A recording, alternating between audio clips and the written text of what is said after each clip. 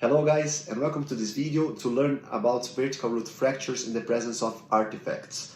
Okay, so those cases that are root canal treated, and we may have beam hardening artifacts around the hyperdense endodontic materials or around metallic bodies such as the restorations, right? So the first reference is saying that 35% only of the vertical root fractures are detected directly with the CBCt.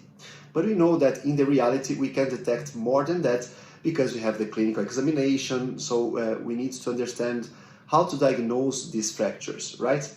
And this leads us to the first key point, which is that we need to look for the fracture lines in the three orthogonal planes, right? Usually in one of them at least we are going to be able to detect the lack of continuity, right? So the loss of continuity, which is an interruption of the structure of the root, and that's how usually the fractures are seen on CBCt. Now the second key point is that we need to identify the hypodensities from the artifacts. So the artifacts are so much more hypodense than normal hypodensities in the bone.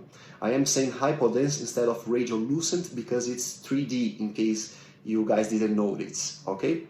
So this is very important. Here in this case, for example, the hypodensity is not regular like an artifact, and it's too large. So the root canal is even a little bit displaced, so we can suspect that this is a fracture, right? And we have even the periapical hypodense lesion associated to this tooth, right? So this was a case of fracture and the patient was having a heavy pain and tenderness to percussion. The third key point is that, of course, we need to correlate with clinical symptoms and the history of the patient, as we always need to do, okay? This is very important because usually we are going to have tenderness to percussion on those teeth, and that means that we have a periapical pain, okay? Which is very common in cases of vertical fractures like this.